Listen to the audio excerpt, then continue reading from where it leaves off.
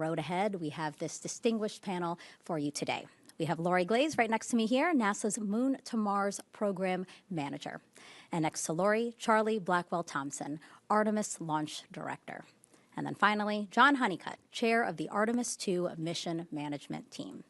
Thank you all for being here. And as always, we are going to start with some opening remarks from each of them, and then we will go to your questions. So Lori, why don't you go ahead and kick us off? You bet. Thank you, Megan. So it's been just, I think, a little under 3 weeks since we met to discuss wet dress number 1. So I just want to thank everybody who's here in the room and who's dialed in online to listen to the press briefing today. We're very excited to talk to you about how the wet dress went yesterday. But I want to start first by thanking our incredible team across all parts of the Artemis II program that have gotten us to this point where we are today. They have done an enormous amount of work to get us to this point. And just over, as I said, the last 3 weeks, a little less than 3 weeks, a lot of work learning from wet dress 1, putting in place some fixes to things like the seals, at the quick disconnect interface, doing some replacement on filters on the ground system side, thinking through various aspects of how we implement the wet dress rehearsal. And I can say for the most part, those fixes all performed pretty well yesterday, and Charlie's going to speak to that in a lot more detail. So that was really exciting. If you followed our progress yesterday, we were able to fully tank the SLS rocket within the planned timeline.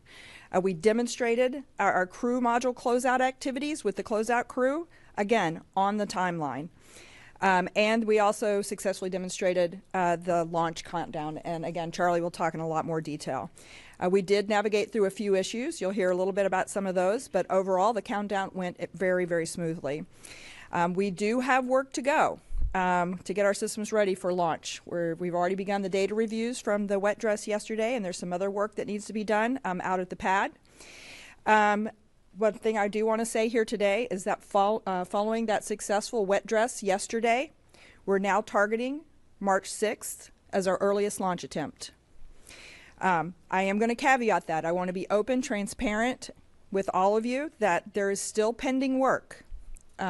There's work, a lot of forward work that remains, including the post-wet dress analyses, of course. We do have some significant work to be completed out at the pad. Charlie will talk to that in more detail. And we also have a multi-day flight readiness review that will come up later next week. And so those things are all in front of us. We need to successfully navigate all of those. But assuming that happens, it puts us in a very good position to target the March 6th. We were fortunate yesterday to have several of our crew members present for the wet dress rehearsal. I was able to speak a little bit with Reed Wiseman, with Christina Cook, and Jeremy Hansen. They're all very, very excited. I was glad they could be here for the wet dress. They are really getting a lot of anticipation for a potential launch in March, and they go into quarantine this evening. So they will begin that quarantine later today. The excitement for Artemis II is really, really starting to build.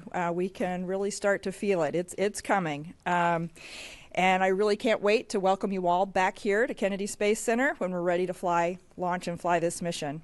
Every night I look up at the moon and I see it, and I get real excited because I can really feel she's calling us, and we're ready. Thank you. I'm going to hand it over to Charlie. All right. Thanks, Lori. Appreciate that.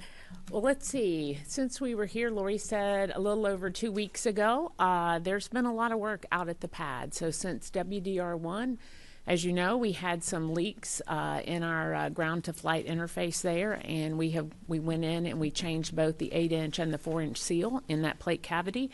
I'm happy to report that yesterday both of those interfaces were rock solid. We saw maybe 1% or less in that 8-inch line in that interface, which is really solid.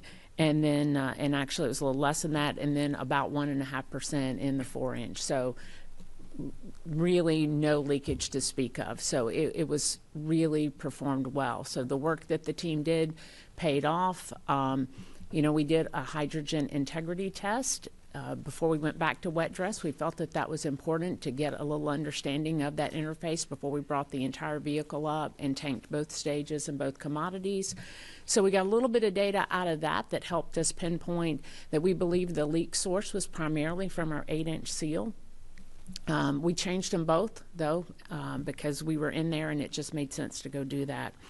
Yesterday, we got into tanking. We gave the go for tanking at 9:28 in the morning, so we were a little bit ahead of schedule. Of course, the call to stations was the night before.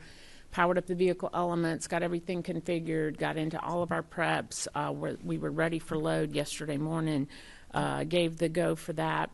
We did make a couple of changes to our wet dress countdown from wet dress number 1. We added a little extra time into the hold before tanking and then in the hold after tanking. And we did that in the event that we ran into an issue. We know that it takes about 20 to 30 minutes to run that contingency scenario where we let the QD warm up and we re-init fill. So we wanted to have a little bit of extra time. Thankfully, we didn't need it for that.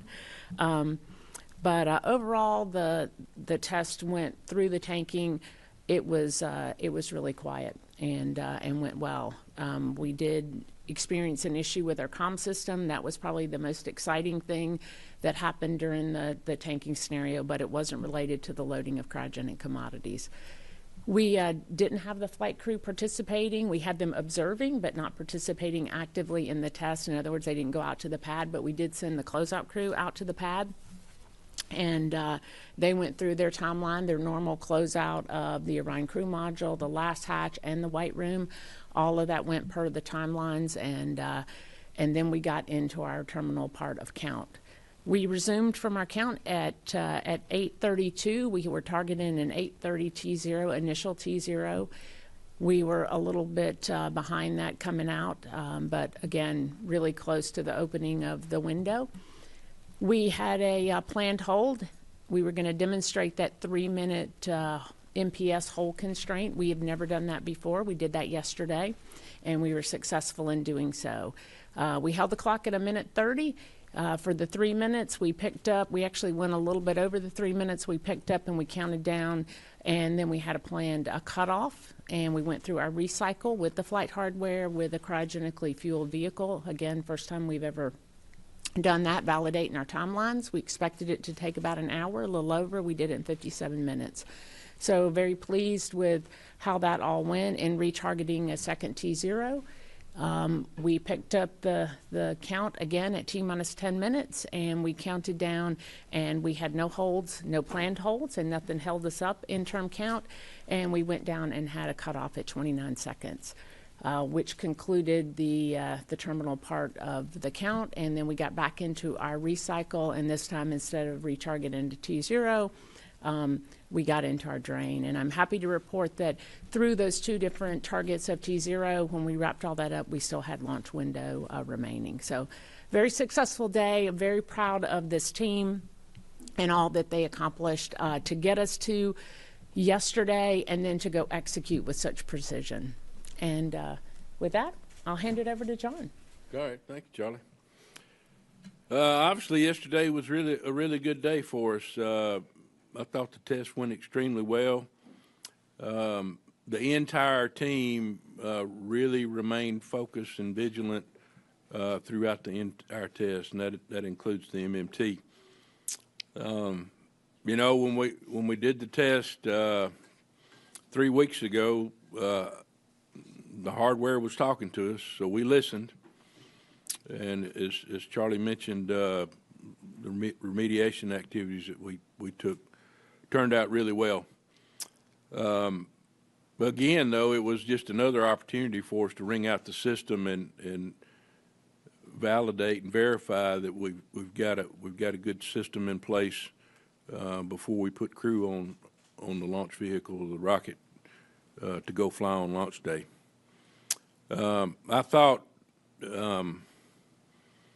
just kind of, I had a little bit of time to reflect on the launch team and the MMT throughout the day, and I really felt like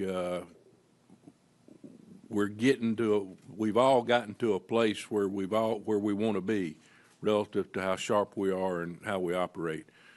You know, you see a lot of times relative to our launch frequency, and so we have to work really hard through training activities for all of us to stay on edge.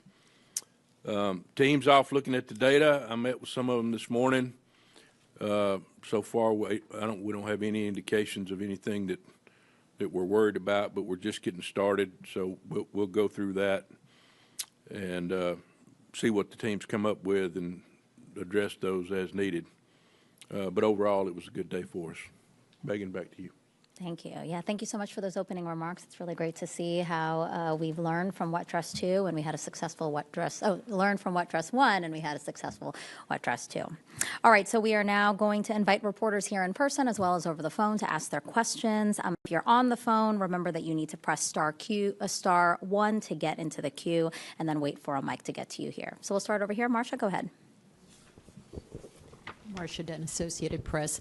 To meet a March 6th launch attempt, when would the flight readiness review need to be held? When would the crew be getting? What other milestones between now and then do you have to be on time for in order to make that first time in March? I'll speak to the programmatic part of that, and then I'll pass it over to Charlie to talk some of the other big kind of technical things that we have to get done in this time frame. You mentioned the flight readiness review. That's certainly a big one. It is targeted for the end of next week. That should be in plenty of time prior to launch to go through that certification of flight readiness. It is going to be an extensive and detailed review. We are going to go over and comb every aspect of this system. And we'll go through that with our Associate Administrator, Amit Kshatriya, and I expect our Administrator will be paying very close attention as well as we go through that certification process. And then at launch minus 2 days, we hand over responsibility over to John Honeycutt as the MMT Chair as we prepare for the launch readiness. You mentioned the crew. The crew will go into what we call a soft quarantine, or we're calling a soft quarantine, where they're going into quarantine at Johnson Space Center later today, as I mentioned. And then probably at around L-5 days or more, that would be the latest, but it could go a little earlier, they would transition here to Kennedy Space Center to continue their quarantine up until launch. But I'm going to pass it to Charlie, and she can tell you about the big technical milestones that we need to achieve. Well, really, we just have one big milestone left. We have contingency pad access that we are installing. So we got through our drain operations early this morning, got into inerting. We'll get back into the pad probably somewhere around, what time is it now? Maybe somewhere in the next hour or so. Certainly by the end of first shift today, we should have our teams back in. We're doing the preps for the lift, so we could be ready for that lift as soon as this evening. Once we get the platforms lifted up, we have two of them. One of them that provides access to the inner tank and to the booster, and then another that provides access just to the boosters. We'll go in, we'll establish access in those volumes, and then we go in and do the FTS retest. And so that involves disconnecting ordnance, doing the retest, reconnecting ordnance, backing out of those volumes. So it's not a short, 12-hour amount of work. It spans several days, but that's really our big thing that we have left to do before launch. Getting through this wet dress was an important milestone for us. Certainly, there's other work. We'll continue with our late stow and final preparations of the crew module. We have some lessons learned from yesterday that we'll go in and address. But in terms of the big work that's left, it really is that contingency pad access and that FTS retest. Thank you. Okay, Bill. Bill Harvey, CBS. I think this is for Charlie. You mentioned the mini tanking, the hydrogen integrity test or whatever. I think I'm speaking for a lot of reporters. We would not have known that was going on if we didn't ask somebody, which I don't understand. I mean, there's a lot of interest in all of this, and I don't understand why information is so hard to come by. I know you talk to us at these briefings and stuff, but it's like PAO doesn't have permission to tell us things. That's number one. If you can just address that, because you are the launch director. And secondly, the seals you mentioned. You have to realize none of us have ever seen a picture or a drawing. We don't know where they are in the tail service mask or how it butts up against the rocket. And so if you're trying to describe something like that, it really helps to have some detail. You don't have to give away company secrets and privacy. It's not ITAR. You need a picture. You need some kind of description to understand this. So where are the We're going seals? to get you a picture. Okay. Where are the seals? What did you see when you took the old seals out that made you confident new seals were going to fix that? And how are they arranged around the 8-inch and 4-inch? Are they separate with separate lines in a cavity, or are they separate cavities? How does that work? Sorry. It's all good. So I'll take a shot at it, and then I'll, if John wants to add anything to it, I'll hand it over to him. So, and we can absolutely get you some pictures to help out with it. But you have two different lines that go into the plate that forms the interface between the flight vehicle and the ground. And those plates come together, and there are two. If you're looking at that live shot at the pad, you'll see those two. There's two hoses that come off of the back of that plate, two flex hoses. One is 8-inch. It's for your fill and drain. The other is your 4-inch, which is your bleed. Inside of that plate cavity, there's a seal that goes around where that interface mates together. Pretty simple looking seal. And so what we did is that we went in and we changed both of those out. In terms of findings, we didn't have any significant findings when we went into the cavity. It wasn't like we saw something where we had a significant blemish on the seal and we thought this is absolutely the root cause or the witness to the leakage that we saw. But the team worked through the data. What we did find was seemed to be, after we removed the seal, there was a little bit of moisture in that 8-inch area. Where it came from, I'm not entirely sure, but we found some moisture there. And certainly when you get cryogenic temperatures going through there, you can have some freezing, and that can cause an issue. We also found that there was a little bit on the 4-inch, there was a little bit of scratches on there, which we very easily buffed out. Again, it's not indicative of the kind of leak that we saw during wet dress number 1, the scratches that we experienced. So when we closed up that cavity, we didn't have one thing that we could point to where we said this was absolutely it. We had a number of contributing things, but certainly changing out the seals addressed the problem because we had absolutely incredible performance yesterday. And just real quick, during pressurization, during the last 10 minutes when you pressed the tank and that leak rate shot up during WDR1, how did it do this time?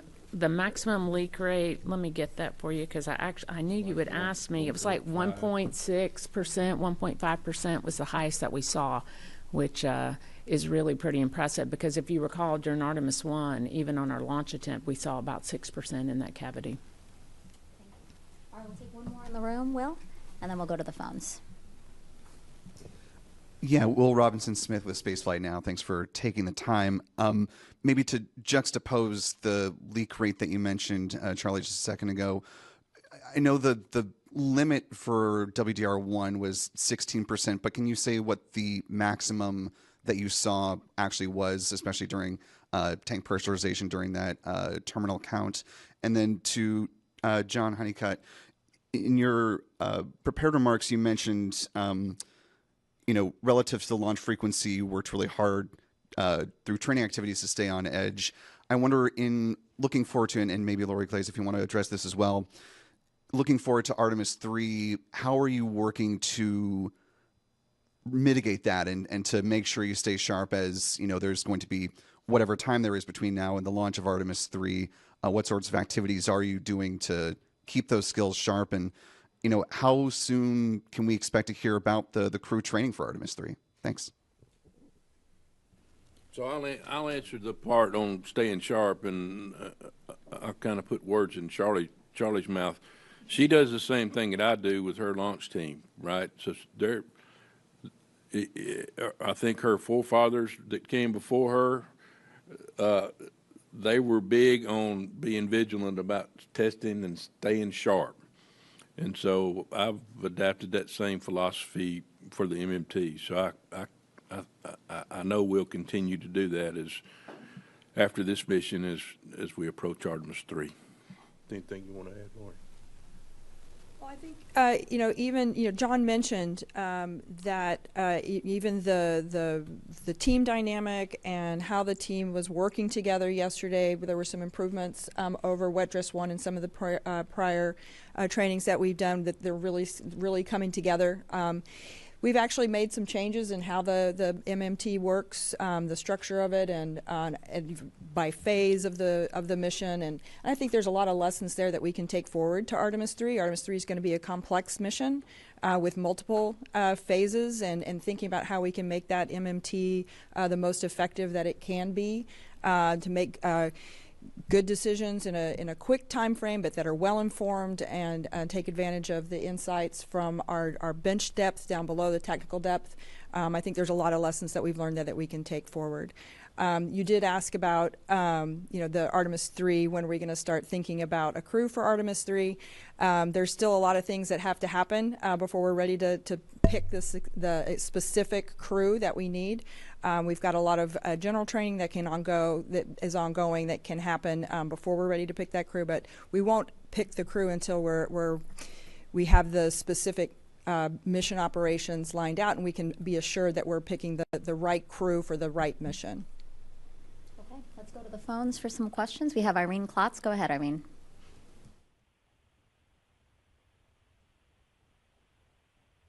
The administrator had written something about redesigning this interface for Artemis III. At this point, do you think that that's necessary, or do you think you now have this leak issue handled for future missions? And could you please discuss? We're all with you for early March, but if it doesn't work out, could you please discuss the plan for launch options beyond from what you've told us before? The early April window would not be available due to battery checkouts, and I have tried for a month to get the rest of the window that opens April 30th to no avail, and echoing Bill's comments about please freeing your very good PAO staff to tell us what they know. Thanks. Yeah, go ahead, John. You go first. I'll take the seal part. So I think last time we got together, I told you about how tricky hydrogen was. It's small molecule, very energetic, and it likes to find leak paths. We've seen that throughout history. This team has worked very hard since Artemis I and knew we had work to do to get us into a place where we weren't having these problems. And I can promise you that they addressed everything that we could get addressed, yet we still ran into this. I would share with you that the team still got some open legs on their fault tree that they've been working, but I think they got some good data in this round. We'll have to see where that drives them in order to answer the question. And, if you recall, on Artemis I, we did the same thing. We changed the seals at the pad, and we were successful. So here we are over the last 3 weeks. We changed the seals at the pad, and we were successful. So, again, the hardware's talking to us. I don't want to get ahead of the team. I think they've got some theories about what's going on there, but we'll let them drive the closure, but I do know the administrator wants to make this leak-proof, and I think we're on a good path and got a good opportunity to do that. Okay. Ken Chang, New York Times. Go ahead, Ken. Hi, simple question. When would you set a launch date? Would that be after the flight readiness review? As I said, I think we are going to target the 6th. It's pending the successful work at the pad and the successful certification of flight readiness, which I said we anticipate the end of next week. So I think we can keep an eye on those activities. If something happens that pushes us off away from the 6th based on the experience that we're having over the next week or so, we will certainly communicate that and be transparent about it. So let's all keep our eyes out. We'll be, I'm sure, posting regular blogs, updates on how we're doing with the contingency pad access and the work that's going to go on with the flight termination systems in the booster and the intertank area of the core stage. If there's something there that looks like it could threaten the 6th, we will certainly let everyone know that we could move off of that. But for right now, that's the direction that we're headed. I think there was also the question earlier about other launch availability, the later launch periods. In particular, I guess it would be launch period 20 that opens on April 30th and beyond. We'll certainly take that comment seriously and take a look at there's still a lot of analyses that has to go into those, and so the 3 launch periods that we released are the ones that have been analyzed most closely, where we understand the constraints. We've talked before about all the various parameters that can impact the launch availability, including the thermal state of Orion, eclipses, communications constraints, the heat shield that we've talked about previously. And so there's a lot of analyses that need to go into determining exactly which of those dates have appropriate launch windows or launch windows within those periods. So if when those are ready, we'll make sure we get the additional periods out. But if we're lucky, maybe we won't need those. Okay, we'll take one more on the phone. Micah Maidenberg, Wall Street Journal, and then we'll go to the room again. Micah, go ahead. Hey, good morning. Has the team conducted any analysis of the impact, if any, the weather may have had on the vehicles or ground systems, just given some of the cold temperatures seen earlier? Are you tracking anything there? Thanks.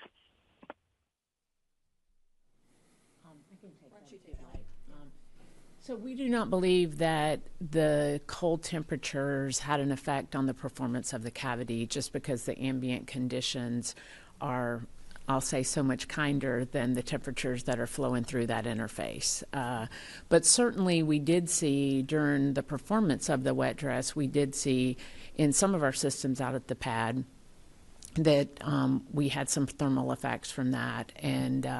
And so we have gone through and taken action on those. And by that, what I mean is that, you have certain pneumatic systems that you set up based on ambient conditions.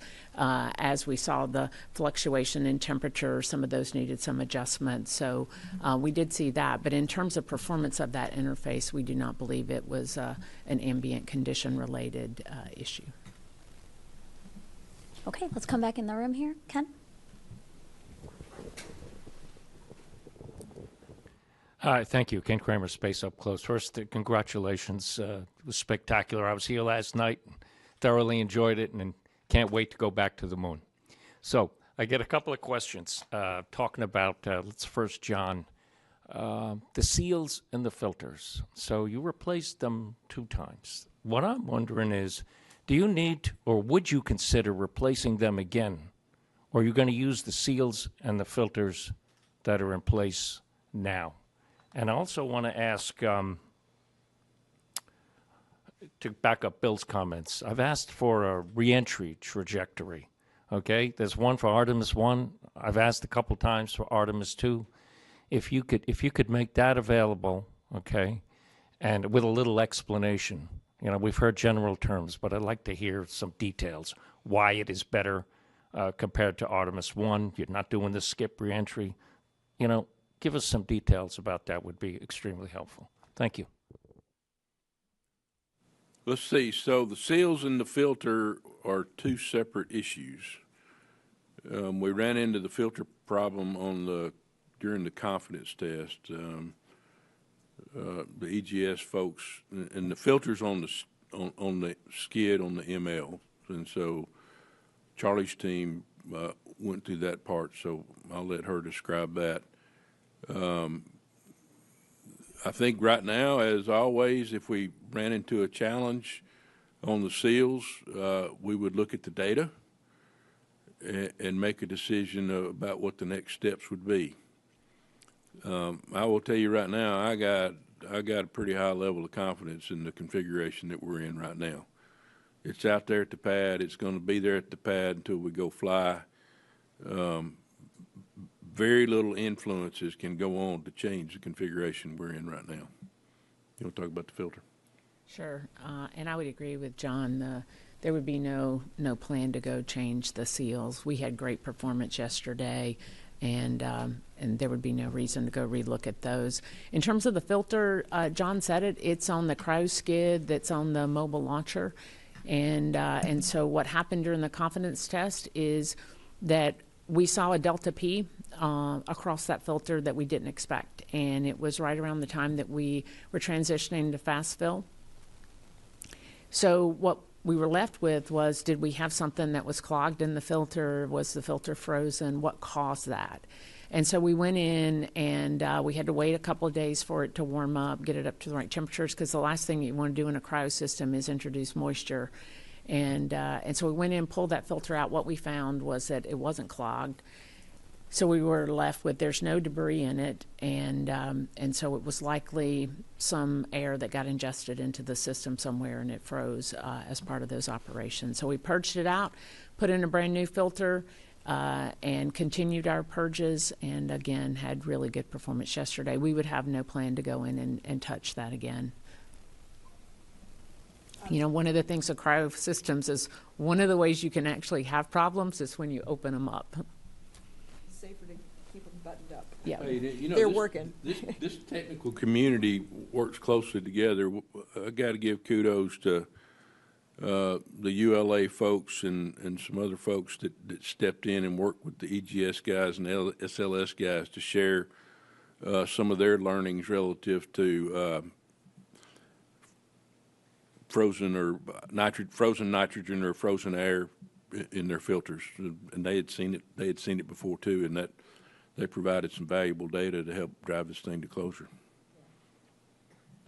I'll address the question about the Artemis II trajectory. Thank you for the comment. We'll see what we can do. Getting you some information there, some more detailed information. I wouldn't say that the Artemis II trajectory is you know, in any way a better trajectory than Artemis I. It's different, and it's uniquely designed specifically for the Orion heat shield capabilities that we have for Artemis II. It's also uniquely designed based on this free return trajectory that we have. So it's not an entry profile that we would use on for the Artemis III mission, for example, that's in orbit around the moon and then coming back to Earth. It is something that we have the ability, because we're on this free return, we use this specific trajectory that allows us to come in and manage those heat loads on the Artemis II heat shield, which we believe we now, on all of the work that's been done since Artemis I, understand what we expect the performance of that heat shield to be specifically. We will make changes to the heat shield for Artemis III. In fact, it's already built. It's sitting over in the ONC building right now. So this is a unique trajectory, and it's specific for this mission. But I do take your point, and we'll see if we can get you some more detail on that. Thank you. Thank you. It's unique just to Artemis II. We won't use this type of trajectory again when we have the more capable heat shield. Oh, sorry, Ken. Do you mind? We have a couple of other people online as well. Do you mind? We'll try to get back around to you, we promise. All right, Megan over there. First of all, congratulations, Megan Moriarty with WESH 2 here. First and foremost, what, I guess specifically for Charlie, what kind of emotions were you feeling at 10:16 p.m. last night, and how confident are you for a March launch date? And then just for logistic purposes, besides March 6th, what are some of the other dates that we could possibly see this launch? All right, so how did I feel last night? I felt great. The team had worked really hard. We had some challenges in Artemis I, and you know, our SLS chief engineer and my friend John Blevins often says you have to earn your right to fly, and I felt like last night was a big step in us earning our right to fly. So felt really good. Very proud of the team, because you know, they continue to work through the challenges, whether it was in the integrity test, whether it was in the wet dress. And all of this really does prepare you to fly. You know, John talked about how the team executed, and all of that, you know, I would say that proficiency and execution, the timelines, the way that they've matured, the procedures, all of that was reflected last night, and it's all a testament to the work that the team did to be ready for that. So I felt really good about it, good about the test, proud of the team. How do I feel about March 6th? I mean, as Lori talked about it, we have to get through the flight readiness review. We got work ahead of us. But certainly, as I told our team during the pre-test briefing for wet dress, we have two big jobs ahead of us. One was a successful wet dress and meeting our test objectives for that. And, during Artemis I, we left a few of those on the table, and we still made a successful run at launch, even though there was a few of those we didn't demonstrate. Last night, we demonstrated them all. So that gives me great confidence in going into launch countdown relative to how to load the vehicle, the performance of the SEALs, the performance of the team, kind of things you might see in term count. Let's see. And then the other work that's ahead of us is the contingency pad access that I talked about. That is a first-time op at the pad.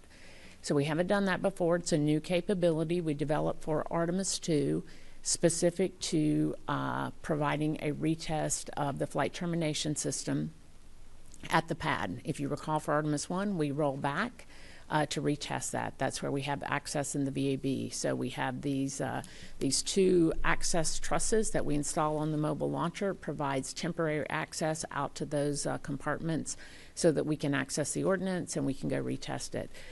So I will have you a much better answer on how that goes once we get into the work.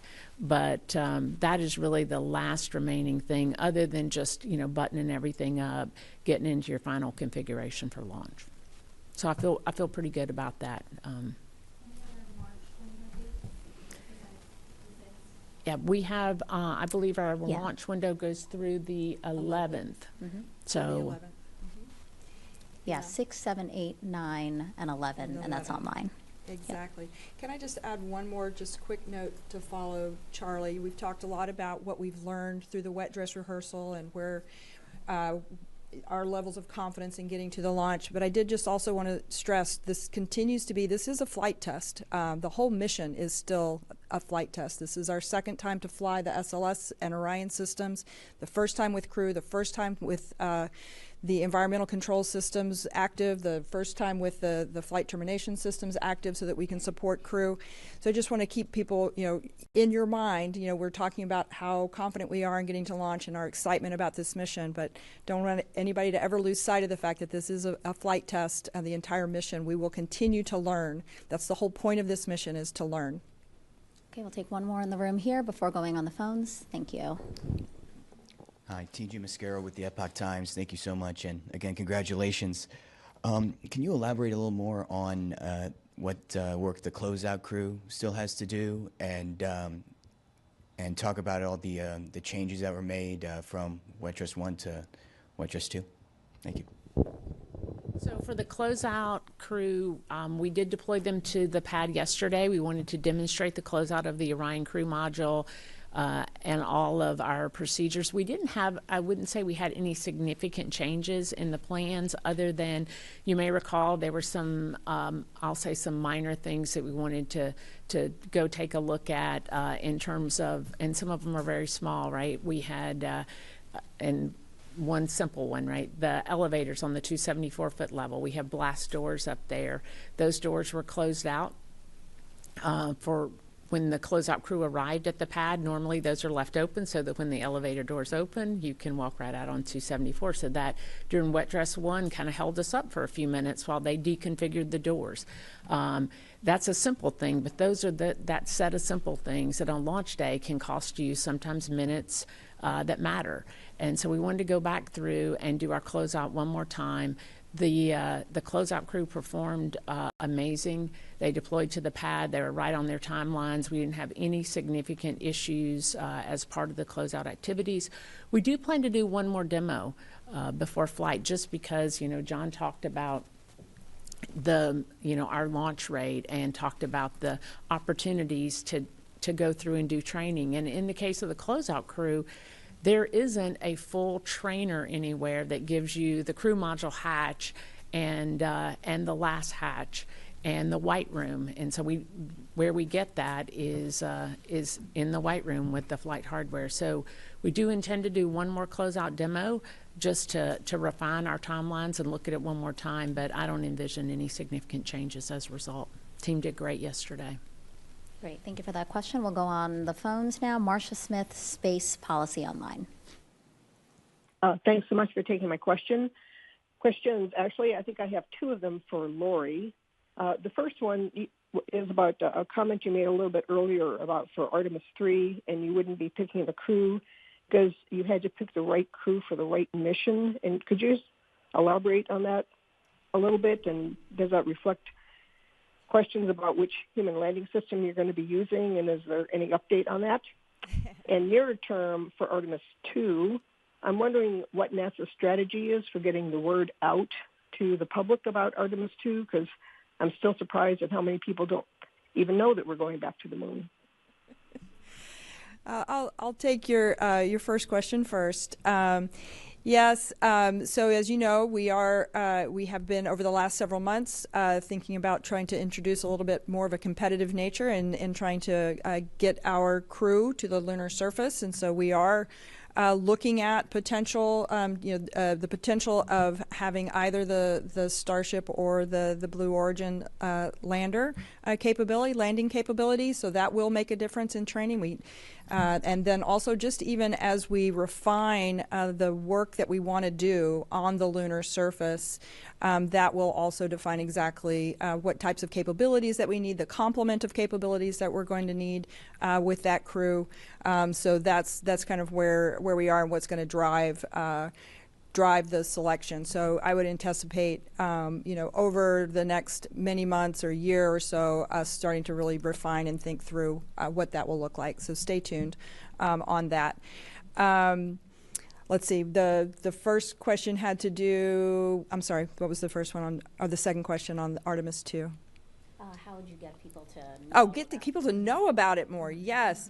Yes, I agree. We need to start getting the word out. Let's do that. I'm going to rely on you guys to help us a lot in getting the news out and getting the story out, and our PAO folks as well. And hopefully, by leaning in a little harder on when we think we really anticipate our ability to launch, hopefully in March. I think that helps a lot as well, where it's not an ambiguous time in the future. We've had this successful wet dress rehearsal yesterday. I think a lot of folks up to this point have said, we watched Artemis I and it went, significantly beyond when we first started talking about it. But this is really getting real, and it's time to get serious and start getting excited. All right, next question on the phone, Jeff Faust, Space News. Good morning.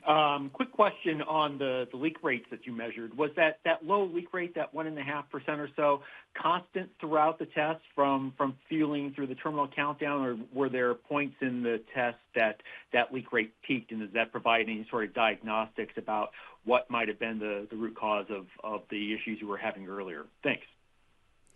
Yeah, so no, it was not a constant leak rate. In fact, I just have the max leak rate for during our fill operations, and it was, I'm going to say this, 0.4% was our max in fast fill, 0.4%. So that is almost unheard of, even in Artemis I. We did not see leak rates that low. The leak rate in term count we saw was in the first run through term count, we had 1.6% was the highest we saw. And in our second one, it was 0.7. And it was not constant the whole time, because what happens in term count is that we're going through something called pre-press. And so you have these pressurization pulses that are being sent to pressurize the flight tank. And so you could see that you'll see some fluctuation in that leak rate. But the numbers that I gave is the max that we saw during that time. So again, very good performance yesterday. Jackie Waddle, CNN. Hi, folks. Thanks for doing this. A couple questions. First for Charlie about the seals. What's the difference between the seals that you just put on versus the one that were replaced? If I understand correctly, these warp with the chill down. So what makes you confident that these seals, won't continue to warp with chilled on launch day? And then question for whoever can take it. I know that there was an indication that you could work towards an earlier launch date than March 6th. I think March 3rd was kicked around. Can you discuss why you were able to evaluate launch dates that weren't previously identified and why you ultimately decided to stick with March 6th? And are you going to continue to consider maybe alternative launch days down the line, or is it pretty much set to these that you've previously identified now? Thanks so much. Yes, I'll take the first part of that on the seals. There's no difference. The seals are exactly the same. They're just newer seals.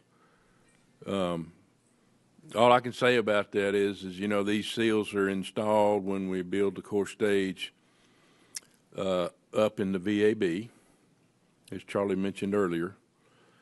And as you know, we're in the VAB for a pretty good while because we got a lot of work to do there. And then we go through rollout, and we understand that we do have certain loads on the rocket as we roll to the pad.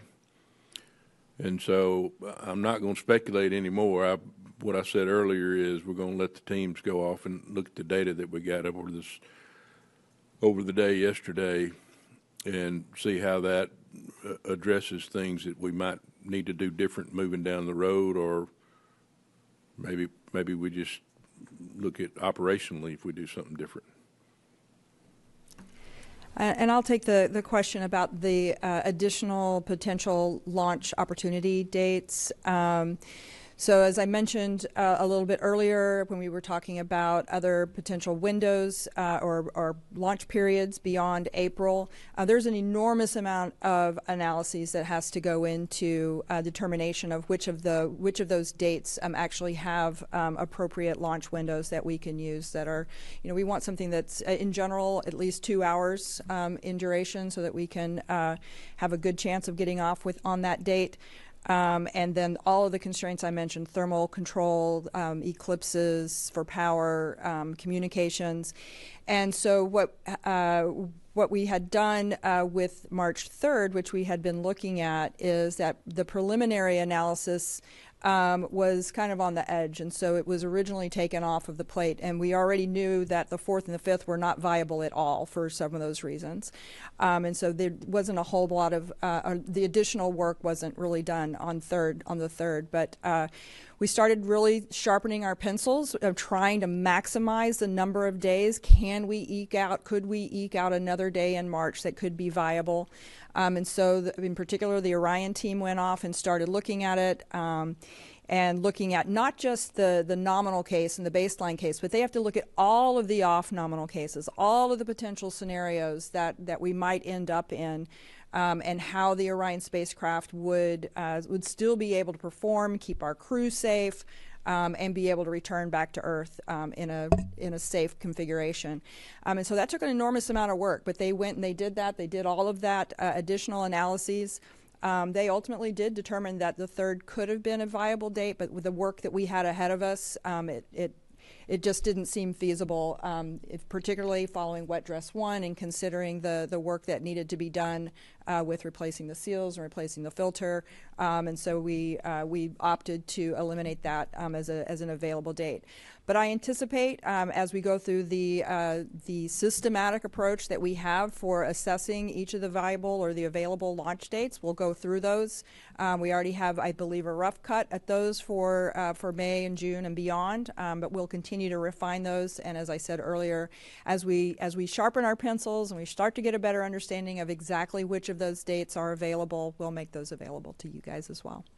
We're staying on the phones. We have quite a bit there. Stephen Clark, Ars Technica. Hi, thanks for taking my question. John Honeycutt just answered my main question, but I'll follow up on the seals. What are the seals made of? What material? And remind me, was there any difference between or design change made in the seals themselves between Artemis 1 and 2? That's for John, I guess. And for Charlie, we heard some things. You mentioned the comms issue during the countdown and also the booster avionics issue that came up during the terminal count, I guess, yesterday. Can you kind of just go over, what the path forward is on resolving those? Thanks. So it's a metallic ring that fits between the two interfaces, and the metallic rings has the sealing material built up on it.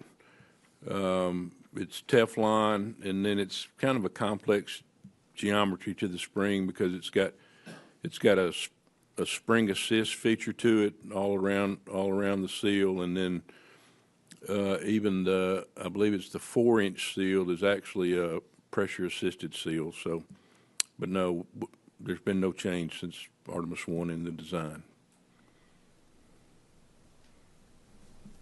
Okay, Joey Roulette, Reuters. I had a quick question on the communications issues that was mentioned earlier on this call. I know it's not an exciting thing that happened, but I'm just curious to know what was causing that, what the fix was, what the situation is there. Thank you. Yeah, so I can take that. We did experience a communications issue yesterday. We were able to track it down to a network configuration issue, and so we've been able to take corrective actions to ensure that we don't have that happen again. One thing I'll also say is that we were able to go through, while it wasn't planned to demonstrate yesterday, we did go through a contingency procedure that we run in the event that we have a loss of comm, and we implemented that yesterday. It worked great. The only slight holdup that we had was when the comm issue, when we encountered it, it was just as we were getting ready to take hydrogen from slow fill to fast fill, and I did ask the team to hold up. I didn't want to go to fast fill until we had stable comm, just because in the event that we were to have something happen, I wanted to make sure that we could communicate across our team. But we do have a contingency plan that involves test nets on our radios that we utilize, and so we did go through and deploy those yesterday in the firing room, and we were able to keep communication with our team while the comm network team was able to go troubleshoot and isolate the problem and get us back stable. Okay, Nicole from the Canadian Broadcast Company is on the phone. Go ahead, Nicole.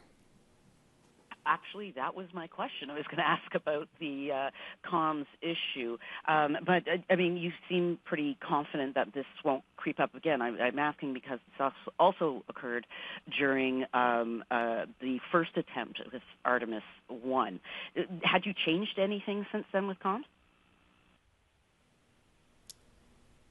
An issue like this during Artemis I, I do not recall any issues that we had like this with the communication system during Artemis I.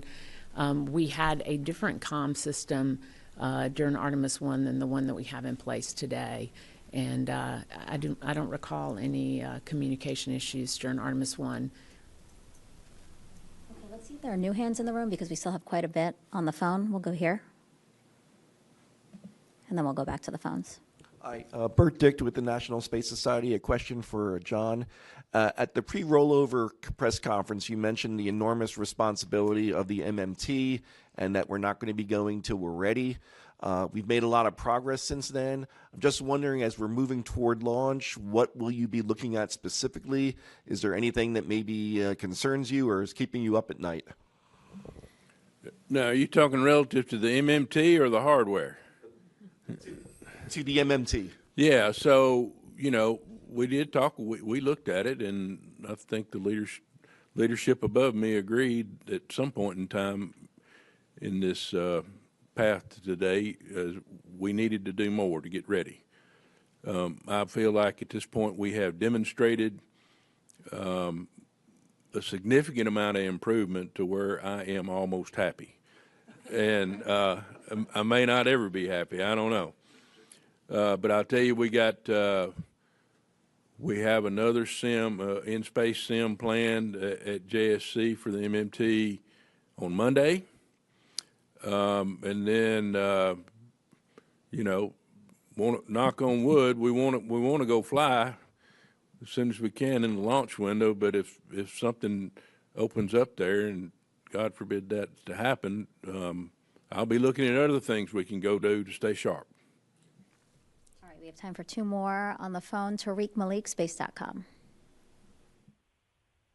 Yes, Thank you very much. Charlie, you mentioned that during this fueling test, the Artemis II crew, they weren't participating, but that they were observing. And I'm just curious kind of what their reactions or their input was that you got after the fact about what they're thinking now that we're past this milestone, and that you've got March 6th on the horizon. So, we were really lucky to have our flight crew in the firing room, 3 of the 4 members observing the test, and I would say that they were excited to be there with the team, and pretty pleased with all of the results. So, I wouldn't want to put words in their mouth, but I think they were as happy or maybe happier than I was, and I was certainly thrilled with the results. Hey, Reed said in the MMT bubble with us, and in particular, he sat right next to the Moon to Mars chief engineer, and he stayed right there through the whole time. And Reed made the same observation that I made earlier today. He's been either directly tracking or indirectly tracking what this team's doing to improve, and he saw that and he noted it to me after we finished the test. So he reflected on the launch team and the MMT. All right, Andrea Leinfelder, Houston Chronicle, you have the last question of this press briefing. Go ahead. Hi, thank you. I wanted to ask another question about the communications. I recall there were communication blackouts during the first wet dress rehearsal for the Artemis II mission. And there was an alert or a news update that said it had been an ongoing issue. So is there a larger issue with the communications? And, did going through the contingency plan yesterday provide confidence that, that plan would work on launch day if there was another communications issue? Thank you. So we did have a comm issue during wet dress 1.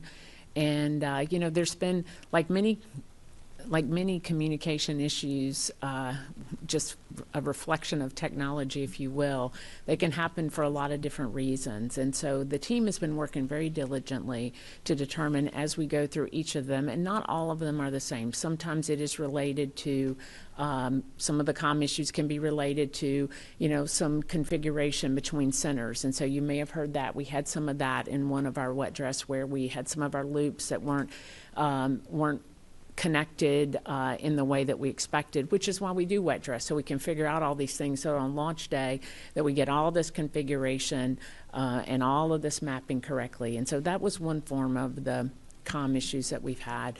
We've also had another issue on a prior test where we dropped out of what was called duplex to simplex mode within the server, which is that the comm essentially worked just fine, but the redundancy wasn't there. And so you may have heard us speak about that. Yesterday's issue was something completely different. It wasn't within the voice comm system itself, but it was in the network. So hopefully, as we have worked our way through this, pinpointing each and every one of these root causes and correcting them, hopefully on launch day we don't see this. We'll certainly be putting operational controls in place as well for once we get our config in place and freezing it once we test it out. So there'll be some operational controls that come along with that. And was there another part to the question? Oh, our backup plan. So, because we had some issues before, we wanted, with wet dress 1, we wanted to make sure that we had, one of the things that I think NASA does really well is we learn from the data that we're given, and then you try to take that and you apply it and you think about, well, what could the next failure be and how would we address that? And so we had a comm issue. We thought about, we went and corrected the issue that we had, and then we thought about, well, what if this happened? And what if it happened in the most dynamic state? And what would we do? And how would we address that? And that's where the contingency plan came up. We had that proceduralized, so it wasn't something we were doing yesterday. We had radios available in the firing room. We had people designated that would be available to provide those as they were needed. We knew what channels we would use. It was all in our procedures. And so while I hope to not execute that on launch day. I certainly know that if we need to, that it is available to us. And I do have, I know you said that was our last question, but I want to go back because I didn't answer, I think, between the multiple questions, it got missed. But someone asked about the issue that stopped us in terminal count, because we always plan to count down and hold at a minute 30. We did not plan to have an issue. We did have an issue, which was booster power 001, which looks at 3 sets of, it basically looks at 3 measurements. 2 of them are from the ground and 1 is from the booster onboard battery, and it's just making sure that we have the right voltage to support the mission. And so what happened is that the flight measurement looked great, it was solid, and we saw a delta to the between what the ground side was seeing. So we're going to go take a look at that. It was no constraint to yesterday. We're not going to fly, and so we knew that we were in a good position to press on. We did that, but we will be going and looking into that and figuring out why we saw that delta between the ground and the flight. Certainly between the two, you want your flight measurement to be sound, because that's the one you're going to go fly with. The ground one's going to be left behind, but we'll go work that out and figure that one out. But that was the issue someone asked about that stopped us in term count yesterday. Thank you so much for that follow-up. Charlie, as you can see, we try to get to as many of you and as many of your questions as possible, but we do have to wrap up today's news conference now. Again, thank you so much for your questions, and thank you, of course, to Lori, Charlie, and John here. And as you heard them say, we are going to target our first March opportunity, March 6th, pending any open work. But ahead of that attempt, we'll, of course, host more of these briefings so that you can stay up to date on our progress. But until then, everyone can learn more about this mission by going to nasa.gov/Artemis. We're pulling that up on the screen right now. Again, nasa.gov/Artemis. Again, thank you everyone for your interest, for your questions, and have a great rest of your day.